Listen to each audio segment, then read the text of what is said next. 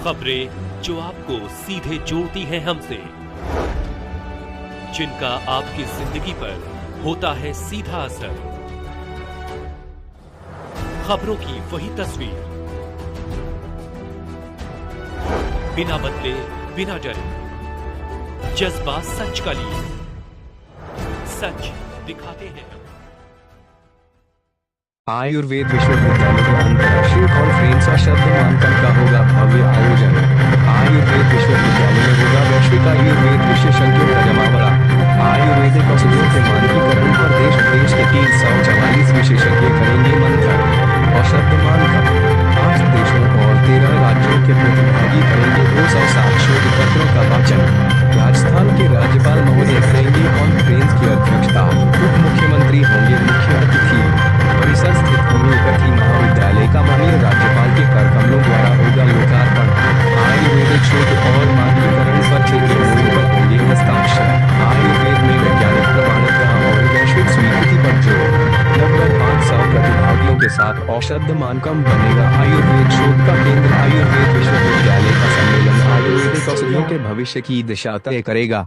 जोधपुर 4 दिसंबर doctor Sarvepalli Radhakrishnan. Rajasthan Ayurveda विश्वविद्यालय जोधपुर में 5 से 7 दिसंबर 2024 तक 3 दिवसीय अंतर्राष्ट्रीय कॉन्फ्रेंस और शब्द मानकम का आयोजन किया जा रहा है। विश्वविद्यालय के कुलपति प्रोफेसर वैद्य प्रदीप कुमार प्रजापति ने बताया कि इस प्रतिष्ठित कार्यक्रम में राजस्थान के माननीय राज्यपाल और कुलाधिपति श्री हरिभाऊ बागड़े अध्यक्षता करेंगे। कार्यक्रम के मुख्य अतिथि राजस्थान के उप मुख्यमंत्री एवं आयुष मंत्री डॉक्टर प्रेमचंद बैरवा होंगे। संसदीय कार्य मंत्री Shri Jogaram Patel guest of honour के रूप में उपस्थित रहेंगे।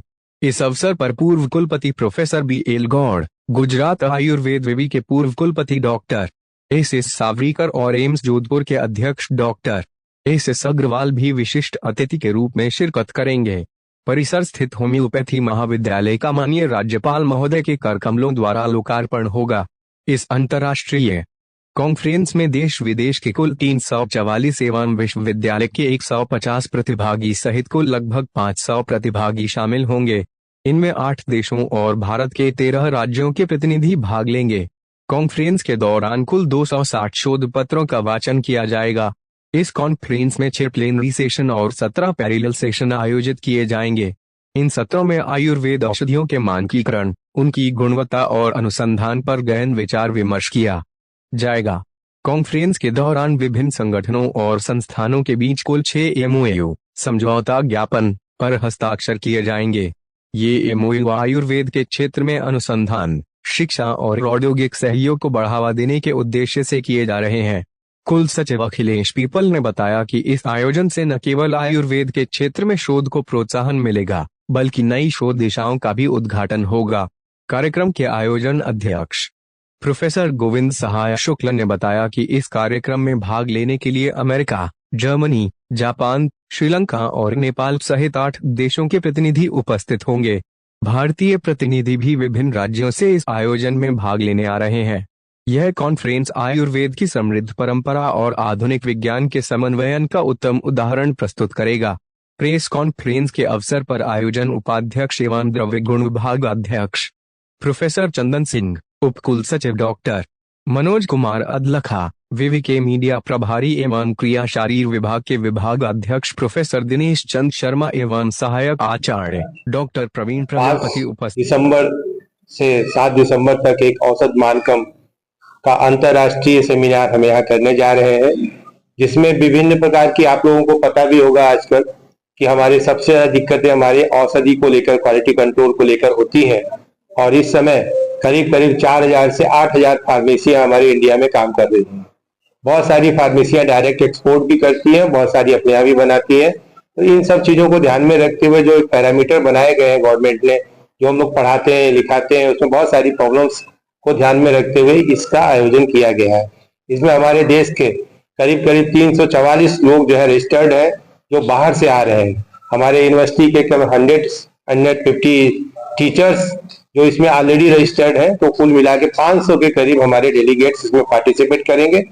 टोटल 8 कंट्रीज से लोग यहाँ रिप्रेजेंट कर रहे हैं। कुछ तो अपने एमओयू पार्टनर पिछली बार भी थे, कुछ और हम एमओयू पार्टनर इस समय जोड़े हुए हैं। इस बार एक अर्जेंटीना भी जुड़ा है हमारे साथ, एक हमारा यूएसए के साथ है और एक हमारा यूके के साथ।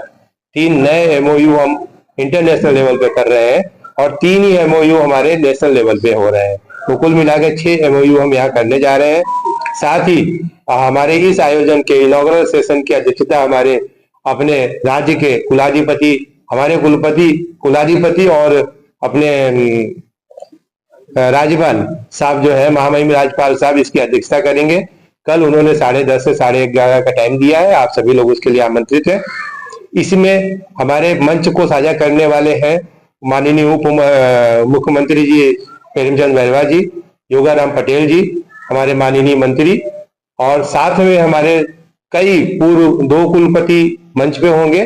बाकी हमारे 4 कुलपति विभिन्न देश के जो विभिन्न हमारे विश्वविद्यालय वहां से आ रहे हैं, रिप्रेजेंट कर रहे हैं।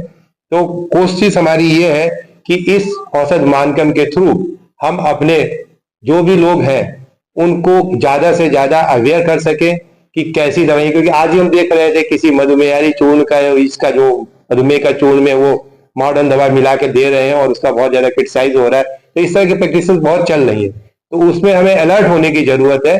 तो जो मिस एडवर्टाइजमेंट होते हैं, मिसलीडिंग एडवर्टाइजमेंट होते हैं, इस तरह की बहुत सारी चीजें आजकल पैसा कमाने के लिए चल गया है। तो इन सब चीजों को इसमें कंसीडर करते हुए उनके लिए कैसे रूल्स बनने चाहिए, क्या और हम उसमें डेवलपमेंट कर सकते हैं, क्योंकि टेक्नोलॉजी बहुत हो गई आजकल। पहले तो हमको समझ में नहीं आता थी कि हम क्या खा रहे हैं और क्या नहीं खा रहे हैं। आज टेक्नोलॉजी हमें बता देती कि हम ये खा रहे हैं तो ये यहाँ जाएगी, यहाँ जाएगी, यहाँ जाएगी, आपको बिना खिलाए ही बता देते हैं, क्योंकि वो नैनो टेक्नोलॉजी आ गई हमारी, इन सिल्को स्टडी आ गई। तो इन सब चीजों से हमारे साथ इसमें काम हो जाता है। इसी सेमिनार में हमारे साथ एम्स के एक्सपर्ट SS अग्रवाल जी जो प्रेसिडेंट है अपने जोधपुर एम्स के, वो भी इसमें शेयर कर रहे हैं। साथ ही हमारे IIT के, निफ्ट के जितने भी हमारे मूव पार्टनर है, सब मिल के इस प्रोग्राम को हम करने जा रहे हैं कि ज्यादा से ज्यादा हम आयुर्वेद के लिए जो दवाइयां हैं, उसके लिए जो रॉ मटेरियल है, उनकी आइडेंटिफिकेशन, ऑथेंटिफिकेशन, उसके SOP, उनके स्टैंडर्डाइजेशन के बारे में ज्यादा से ज्यादा बात हो सके और ज्यादा से ज्यादा हमें समाज को एक अच्छा मैसेज दे सके। ये मुख्य उद्देश्य है इस हमारे औसत मानकम का। और इसमें हमारे दोनों विभागाध्यक्ष, क्योंकि दोनों डिपार्टमेंट एक साथ मिलके काम कर रहे हैं, आपने देखा होगा कि जो ड्रग होती है वो उसमें क्या है कि हर्बल, मिनरल, मेटल सब कुछ है। तो इसीलिए दोनों विभागाध्यक्ष मिलकर ये औसत मानकम का एक पैरामीटर बनाने की कोशिश कर रहे हैं, जिससे हम गवर्नमेंट को सपोर्ट कर सके। अभी तक की जितनी भी स्टडीज हुई है उनको भी हम कंसाइज कर रहे हैं, एक जगह ला रहे हैं। संयोग की बात देखिए, हमारे इसमें एक सोवेनियर लॉन्च होने जा रही है, जिस सोवेनियर के अंदर एब्स्ट्रैक्ट के साथ साथ हमारे पास करीब करीब 30 राइटअप हमारे एक्सपर्ट्स के आए हुए हैं। मतलब उनके अपने व्यूज और जो अभी तक की स्टडीज है उनको उन्होंने कंसाइज करके इस सोवेनियर में दिया हुआ। साथ ही हम इसी प्रोग्राम में 2 और लॉन्च करने जा रहे हैं। एक हमारा इंटरनेशनल जर्नल ऑफ आयुष, अभी तक आयुर्वेद का तो है, यूनानी का है, होम्योपैथी का है, लेकिन कहीं इंटरनेशनल जर्नल ऑफ आयुष का नहीं है। तो हमने इसको इंटीग्रेटेड एक जर्नल बनाया है, जिसका महामहिम के द्वारा ही लॉन्च होने वाला है। एक और प्रोग्राम हम इसमें लॉन्च करेंगे अपने वैलिडिटी फंक्शन में, जिसमें कि हम अपने जो स्किल डेवलपमेंट है, हम घर में अपने को किस तरीके से सही कर ले, किस तरीके से हम अपना ट्रीटमेंट खुद कर ले, इसका एक 6 मंथ का हमने इंटीग्रेटिव कोर्स बनाया है अपने गोवर्ध संवर्धन गौशाला के साथ मिलके। राकेश निहाल जी उसके मेन सचिव है, तो वो भी हम एक लॉन्च कर रहे हैं सर्टिफिकेट कोर्स, जिससे कि हम छोटे छोटे कोर्सेज के द्वारा बहुत से लोगों को पढ़ा सकें, दिखा सकें, कर सकें। ये सब ये इसका मेन टारगेट होगा हमारा। और आप इसमें आप सभी लोग आए, ऐसी हमारी अपेक्षा है कि आकर हम सब लोगों को जो है ये बातें हमारी जो है ज्यादा से ज्यादा जगह तक पहुंचे, जिससे ज्यादा से ज्यादा इसका प्रचार प्रसार हो सके। मेन ऑब्जेक्ट जो हमारा आयुर्वेद का था, मिनिस्ट्री का भी था, आयुष आपके द्वार और घर घर आयुर्वेद, उसको ध्यान में रखते हुए भी हम लोगों ने इस काम को किया है। और बहुत सारी, आप लोगों को पता ही होगा कि हमने इस कम से कम 4-5 जगह अपने आउटलेट OPD भी चालू की है। इसी वजह से यूनिवर्सिटी के खर्चे पे हम आउटलेट OPD चला रहे हैं, जिससे ज्यादा से ज्यादा उसका लाभ हमारी प्रजा को, हमारी जनता को मिल सके। धन्यवाद।